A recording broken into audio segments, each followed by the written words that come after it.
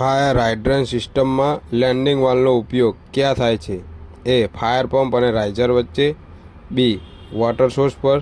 C. Sprinkler control valve તરીકે. D. Hydrant outlet પર riser અને હોઝ પાઇપને જોડવા માટે. જો કોઈ ઇમારતની ઊંચાઈ 15 મીટરથી ઓછી હોય પરંતુ તેમાં હેઝાર્ડ્સ મટીરિયલનો સંગ્રહ થતો હોય ગ્રુપ જી, તો તે માટે કઈ જોગવાઈ લાગુ પડે છે? એ. માત્ર મેન્યુઅલ ફાયર એલાર્મ. બી. માત્ર એક્સ્ટિંગ્વિશરનો ઉપયોગ. સી. હાઈ રાઇઝ બિલ્ડિંગની તમામ જોગવાઈઓ. ડી. ફક્ત વધારાના વેન્ટિલેશનની જોગવાઈઓ.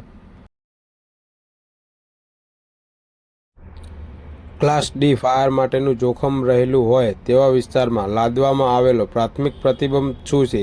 એ. CO2 એક્સ્ટિંગ્વિશરનો ઉપયોગ. બી. ફોમ એક્સ્ટિંગ્વિશરનો ઉપયોગ. સી. લિક્વિડ ઇંધણનો સંગ્રહ. ડી. પાણીનો ઉપયોગ ટાળવો. ફાયર પંપની કાર્યક્ષમતામાં જો પંપની સક્શન લાઇન ઉપર ઉચ્ચ વેક્યુમ રીડિંગ આવે તો તે શું સૂચવે છે? એ. પંપ ઓવર પ્રેશરાઇઝ છે. બી. પંપ સામાન્ય રીતે કાર્ય કરી રહ્યો છે. સી. ડિલિવરી પ્રેશર ખૂબ ઊંચું છે. ડી. સક્શન લાઇન પર અવરોધ અથવા પાણીના સ્તરની ગંભીર ઉણપ. BIS ધોરણ IS 15105 કયા પ્રકારની અગ્નિશમન પ્રણાલી માટે ડિઝાઇન અને ઇન્સ્ટોલેશનની માર્ગદર્શિકા પૂરી પાડે છે? A. CO2 flooding system. B. Sprinkler system. C. Dry chemical powder system. D. Fire hydrant અને wet riser. High rise residential building group A માટે સામાન્ય રીતે ઓટોમેટિક સ્પ્રિંકલર સિસ્ટમની ઇન્સ્ટોલેશન કઈ ઊંચાઈથી ફરજિયાત છે?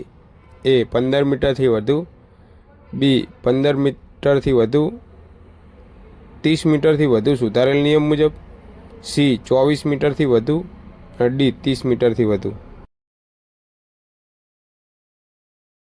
સામાન્ય રીતે ઉપયોગમાં લેવાતા વોટર ટેન્ડરમાં ઓછામાં ઓછી કેટલા લીટર પાણી સંગ્રહ ક્ષમતા હોય છે? એ. 4500 લીટર. બી. 2000 litre. C. 8000 litre. D. 10,000 litre. NBC મુજબ સર્વિસ શાફ્ટના દરવાજાઓનું ફાયર રેઝિસ્ટન્ટ રેટિંગ ઓછામાં ઓછું કેટલું હોવું જોઈએ? એ. 0.5 કલાક. બી. 3 કલાક. સી. 1 કલાક અથવા 2 કલાક ઊંચાઈ મુજબ. ડી. 4 કલાક. ગુજરાત અગ્નિ નિવારણ અને જીવન સુરક્ષા ઉપાય વિષયક અધિનિયમ 2013 મુજબ કઈ કલમ હેઠળ રાજ્ય સરકારને અધિનિયમની જોગવાઈઓમાંથી કોઈપણ વર્ગની મુક્તિ આપવાની સત્તા આપવામાં આવી છે? એ. કલમ 54. બી. કલમ 52. સી. કલમ 50. ડી. કલમ 58. BIS IS 14406 મુજબ ફાયર સર્વિસ કર્મચારીઓ માટે વાર્ષિક રિફ્રેશ તાલીમની ભલામણ કરેલ લઘુત્તમ અવધિ કેટલી છે? એ. 5 દિવસ. બી. 7 દિવસ. સી. 10 દિવસ. ડી. 14 દિવસ.